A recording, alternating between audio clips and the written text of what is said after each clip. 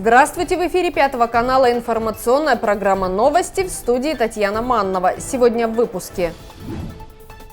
Приходит время сделать свой выбор. 26 апреля в стране стартует рейтинговое голосование по отбору общественных территорий для благоустройства.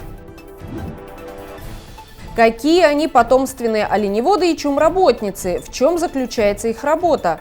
Жители Юстедора запустили проект о настоящих хранителях традиций коренных народов Севера, у которых любовь к кочевой жизни по тундре передалась от предков. Книга «Путь к звездам». Интинские библиотеки готовятся к всероссийской акции «Библионочь». Чтобы город стал красивым, уютным и комфортным, необходимо сделать свой выбор. В понедельник, 26 апреля, на сайте 11.городсреда.ру стартует рейтинговое голосование по отбору территорий для благоустройства в рамках национального проекта «Жилье и городская среда», в котором могут принять участие все граждане России старше 14 лет. Минстрой России запустил горячую линию по вопросам электронного рейтингового голосования за объекты благоустройства, которая будет работать по 30 мая в круглосуточном режиме. Единый бесплатный номер 8 800 600 20 13 доступен для каждого гражданина из любого уголка России. В Коми заработала аналогичная региональная горячая линия по номеру 8 800 282 12 по будням с 9 до 18 часов. Получить консультацию также можно будет у волонтеров, которые ответят на все интересующие вопросы об объектах, по которым проводится голосование, расскажут о самом федеральном проекте формирования комфортной городской среды, а также помогут проголосовать прямо на месте. Для этого жителю потребуется только назвать действующий номер телефона. Интинский штаб волонтеров развернулся в центре внешкольной работы. Десятки добровольцев прошли специальное обучение и будут работать в центре города на нескольких площадках. Мы любим свой город, в котором живем, поэтому мы хотим, чтобы голос каждого интинца был услышан и выбрали ту территорию, которая действительно необходима для большего количества наших дорогих жителей. Поэтому мы решили присоединиться к проекту. Нас 30 неравнодушных волонтеров, ребят, педагогов и взрослого населения, молодежи. Штаб у нас располагается на базе Центра внешкольной работы. Мы уже обучились по 3 уровням. Это муниципальный, региональный и федеральный. Обучение достаточно емкое, то есть мы на протяжении уже целого месяца обучаемся. Мы технические вводные все узнали, инструкции, платформу, как работать с платформой, потому что будет специальная платформа, которая исключает повторного голосования одного и того же человека. Поэтому это очень здорово, много технических данных, потом вопросов, которые могут возникнуть у наших жителей. Поэтому волонтеры будут помогать нашим жителям, а в особенности пожилым. Мы знаем, насколько им сложно с техническими нововведениями, поэтому мы будем на 3 площадках каждый день, начиная с 26 числа, работать. Это площадка ЦНК, это площадка площади имени Ленина, это площадка возле 9-й школы, где магазин юбилейный.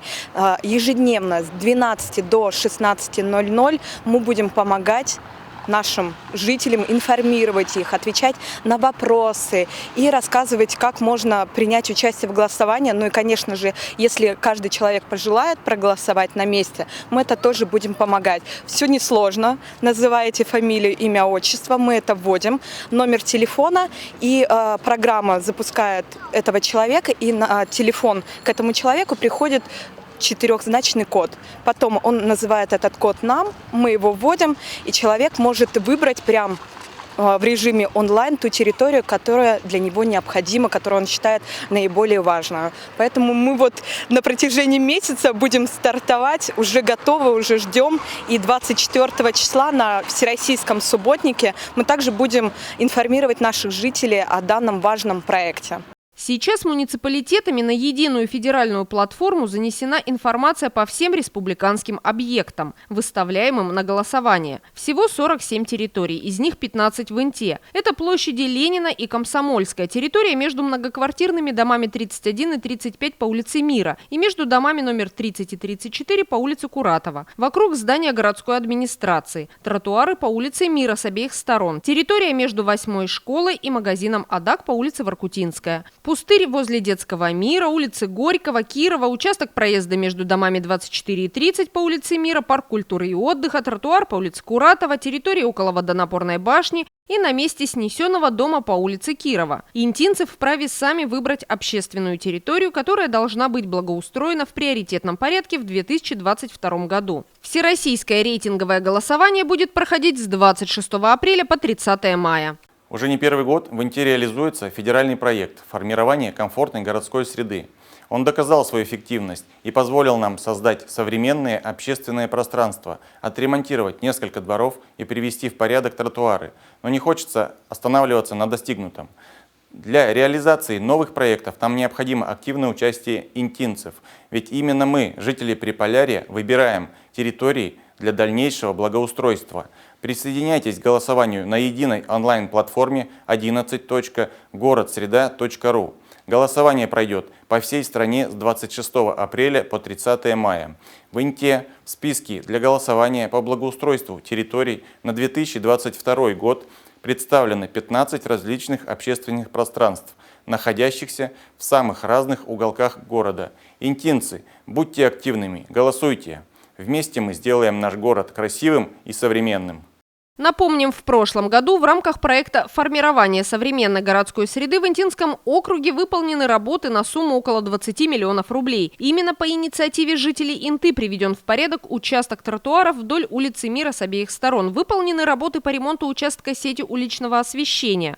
Заменены 34 опоры. Установлено более 60 новых энергосберегающих светильников. Протянуто около 1500 метров современного изолированного кабеля. На этом же участке улицы Мира установлены светящиеся консоли.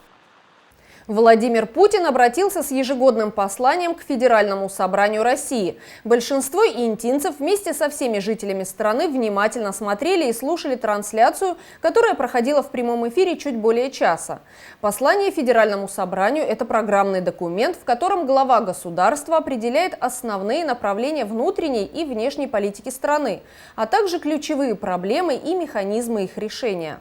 Большая часть послания была посвящена внутренним вопросам, социальной сфере, демографии, поддержке семей, экономике, здравоохранению. Также Владимир Путин затронул тему международных отношений и государственной безопасности. В начале выступления президент указал на важность вакцинации и призвал россиян беречь себя и своих близких. Он попросил глав регионов следить за ситуацией. У всех граждан должна быть возможность сделать прививку, чтобы осенью был сформирован коллективный иммунитет от коронавируса. Бюджетные кредиты, предоставленные регионам в 2020 году для противодействия пандемии, Владимир Путин предложил реструктуризировать до 2029 года. В послании был сделан акцент на защиту материнства. Новые выплаты получат семьи с детьми. Кабмину поручено к 1 июля подготовить целостную систему мер поддержки. Детям от 8 до 16 лет в неполных семьях будет назначена выплата 5650 рублей. Нуждающимся женщинам, вставшим на учет по беременности, 6350 рублей в месяц.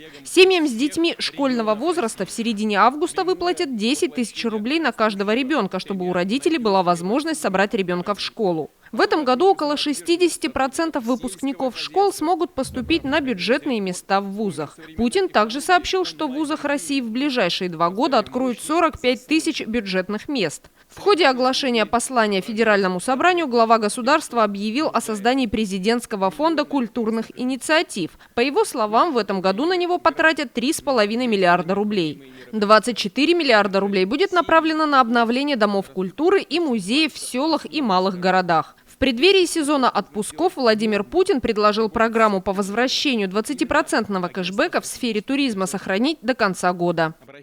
Распространение коронавируса стало серьезным испытанием для всего мира, но России удается справляться со сложностями успешнее других стран.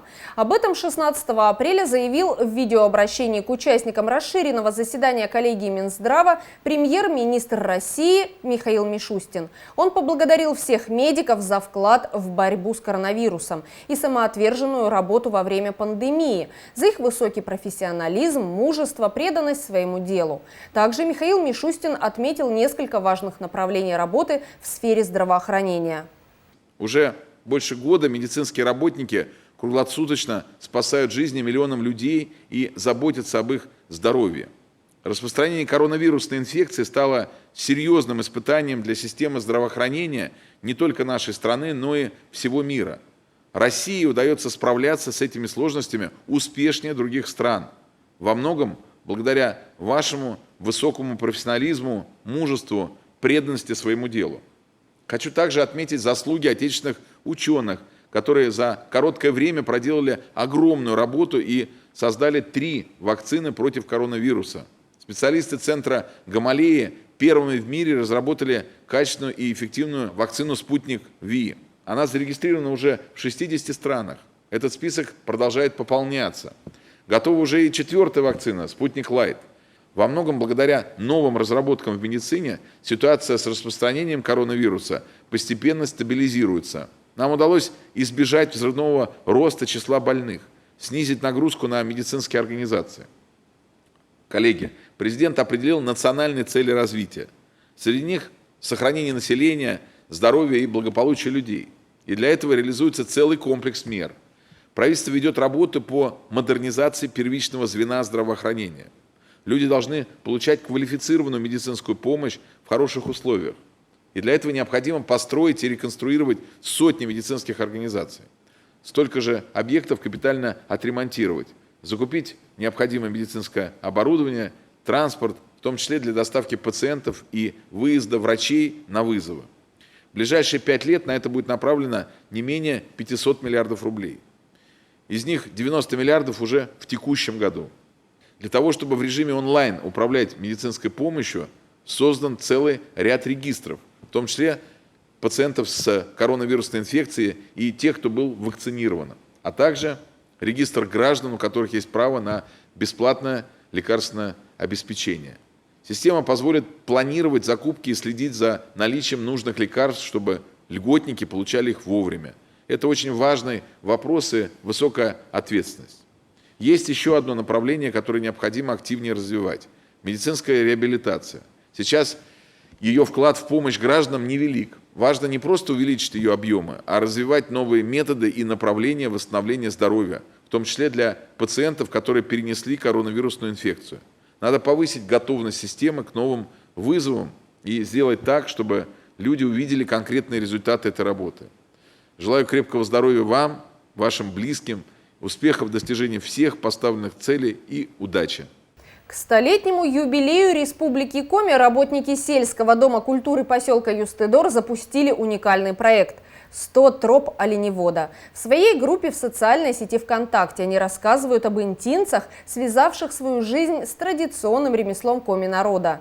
Оленеводство – это не просто профессия, это образ жизни. В ней заключена связь и преемственность поколений, традиции, быт и обычаи целого народа. Оленеводство всегда было главным источником существования коренного населения Крайнего Севера. Без представителей этой профессии невозможно представить нашу инту. Что такое север? Бескрайняя тундра и человек, рядом с которым неизменно культовое для коренных народов животное – олень. Поэтому неудивительно, что работникам Дома культуры Юстедор, поселка, где исконно живут коми, захотелось рассказать о мужественных и скромных тружениках, верных и преданных своему делу людях, хранителях народных традиций, оленеводах Интинского округа. 3 февраля было совещание в Центре национальных культур. И там прозвучало от директора Каневой Натальи Васильевны, предложение к 100-летию Республики Коми придумать что-либо. 100 лет. Предложений было много. Юстедор тоже ответил, предложили, что, может быть, про оленеводов что-то, вот именно почему-то подумали 100 человек. То есть на этом остановились. Сказали, давайте подумаем, на что на следующий день мы получили добро, чтобы сделать, и придумать надо было название. То есть вот мы придумали 100 троп оленеводов. И начали с того числа, можно сказать, 4 февраля началась у нас кропотливая работа, но интересная. Сам проект представляет собой небольшие публикации, красиво оформленные фотографии, заметка об оленеводе. В 5-6 предложениях нужно рассказать о человеке, не просто дать биографические данные, а постараться подчеркнуть его личные качества. Информацию откуда поступает, сами ходим, узнаем, к людям общаемся с оленеводами. Оленеводы с удовольствием общаются, но они о себе так мало говорят. Они говорят о тундре, об оленях, обо всем, что связано с оленеводством, только не о себе. Поэтому, чтобы выудить у них эти 5 предложений, надо говорить с ними час. Села нам тоже, конечно, естественно, помогают. У них есть оленеводы, совхозы, организации. Они нам отправляют информацию. Сначала, конечно, было потруднее. Отправляли, можно сказать, голую информацию. Потом подкорректировали. Помогают, молодцы, девчонки присоединились. На подготовку самого первого материала у работников ушло очень много времени. Они все время были недовольны конечным результатом, постоянно переделывали макет. Мы не знали вообще, с чего начать. Испугались. Сначала испугались. Вроде бы информацию знаем, людей знаем. Понимаем, что боимся не охватить тех, которых мы не знаем. Но люди будут читать, люди будут смотреть, правнуки, дети, внуки. То есть все это будет в интернете. Боимся упустить. Очень было начать трудно. Большие тексты, некоторые давали большие тексты. Понимаем, что это нечитаемо будет. Сделали скажем так, черновик сделали. Он у нас везде был. И в администрации смотрели, и в библиотеке смотрели. Естественно, Наталья Васильевна просматривала. И пришли к тому, что надо делать в таком плане. Вариантов отправляли раз, наверное, 30. Разные были варианты. У нас был вариант, интересно, именно нашей тундры. Фотография нашей тундры, и на этом фоне, фотография и информация. Да, оказалось нечитаемо, перебивается текст, уходит с этой фотографии, то есть, долго работали. Первоначально в планах работников Дома культуры значилось рассказать о 100 человек, но уже сейчас у них имеется намного больше материала. И хочется поведать обо всех, о ком есть какая-либо информация. До 22 августа мы обязательно 100 человек выпустим, но это не значит, что мы оставим других. Будем идти до последнего. Никого постараемся не обидеть, постараемся не забыть ни одного оленевода. Возможно, и забудем. Возможно, не то, что забудем, а мы не знаем. Нам приходит информация, началась сразу же после 3-го выпуска, начали писать сообщения, фотографии отправляют, сообщения о людях. То есть, получается, продолжение идет, даже уже сами люди нам отправляют информацию, мы делаем, соединяем, исправляем, уменьшаем тексты. На сегодняшний день кто работает и кого уже нет в живых, конечно, о ком будет информация, мы постараемся всех включить.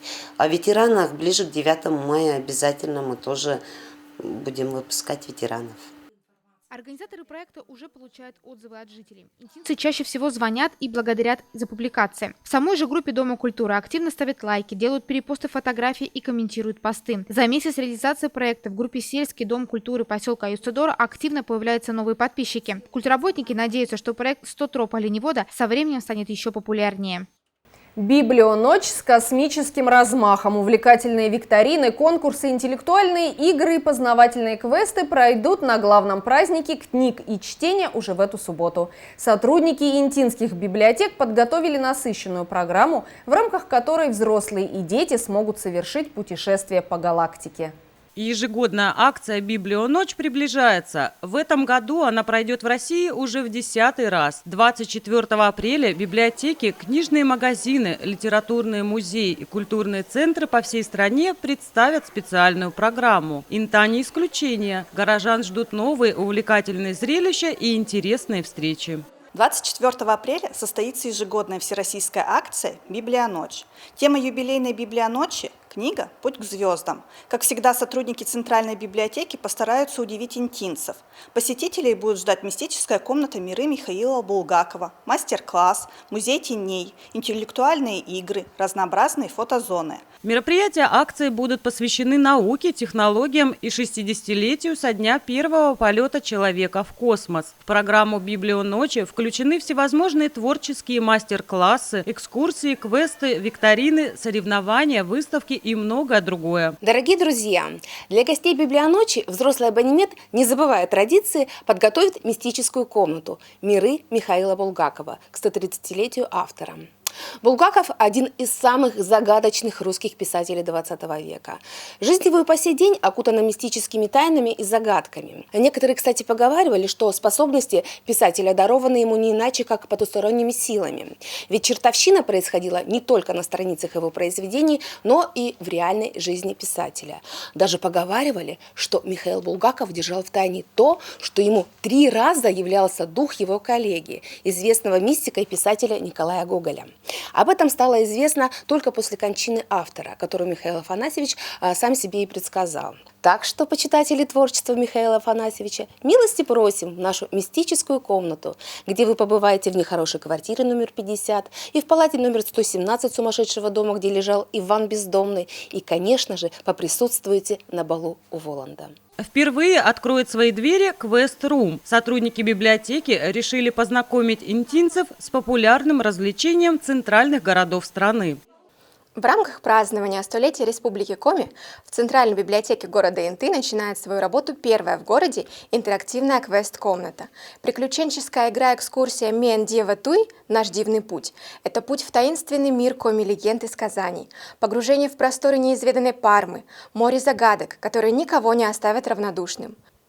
Сумрак, иллюминация, флуоресцентные краски, аутентичная атрибутика и аудиосопровождение обеспечат атмосферу полного присутствия. Библионочь одновременно будет проходить в обоих филиалах библиотечной системы. Сотрудники детской библиотеки для интинской детворы продумали более десятка различных занимательных станций. В космической лаборатории юные химики смогут создать новый вид топлива для ракет. В логове пиратов малышам придется побороться со своими страхами и суметь отгадать загадки. Разгадать тайну 3-й планеты, пройти полосу препятствий и еще множество интереснейших мероприятий ждет интинских мальчишек и девчонок. Тема нашей библионочи тоже космос, книги о космосе. Все игры, все викторины будут посвящены, связаны с космической тематикой. Как игры подвижные, так и интеллектуальные. Будут игры на сообразительность, на смекалку, на знание книг. Будет проходить мини-квест по книге Левитана «Моя вселенная» малышам о звездах и планетах. Мероприятие у нас рассчитано на детей разного возраста, даже родители могут поучаствовать. За правильные ответы будут вручаться у нас библики. И в космической лавке эти библики можно будет обменять на призы. В связи с действующими ограничениями мероприятие проводится по предварительной записи и пригласительным билетам. В детской библиотеке будет 3 сеанса. 3 экипажа космонавтов пройдут испытания в 16, 17 и 18 часов. К сожалению, в связи с ограничениями мы не сможем принять всех желающих, поэтому вход будет по предварительной записи, и библионочь разделена на 3 сеанса в 17, 19 и 21 час.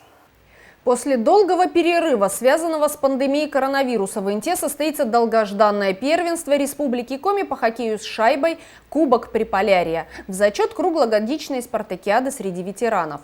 Напомним, в соответствии с внесенными в указ главы Коми изменениями, проведение всероссийских официальных спортивных соревнований и тренировочных мероприятий с участием зрителей разрешено при условии выполнения методических рекомендаций по организации работы спортивных организаций в условиях сохранения рисков распространения COVID-19. Республиканское первенство по хоккею с шайбой среди ветеранов будет проходить в выходные дни 24 и 25 апреля в корте имени Виктора Жлуктова в микрорайоне Западный. Горожан приглашают поддержать хоккеистов и обещают зрелищные баталии. Ветераны хоккея намерены показать высокий уровень мастерства на льду и порадовать любителей этого вида спорта захватывающими и динамичными играми. В соревнованиях планируют принять участие 4 команды. В Инту собираются приехать спортсмены из Карткиросского района, Ухты и Усинска. Наш муниципалитет представит сборная города. На сегодняшний момент необходимо понимать, что действуют определенные ограничения при проведении спортивных соревнований. Но тем не менее мы очень рады, что 24 и 25 числа действительно состоится первенство Республики Коми по хоккею «Кубок Приполярья». Но ни нашим зрителям, ни нашим участникам соревнований не нужно переживать, потому что Каждое соревнование сейчас проводится с учетом необходимых мер в условиях, скажем так, рисков распространения новой коронавирусной инфекции. Будет у нас обязательно бесконтактная термометрия для всех участников соревнований, для всех команд. Команды будут разделены и по времени, и по месту своей дислокации и расположения на корте.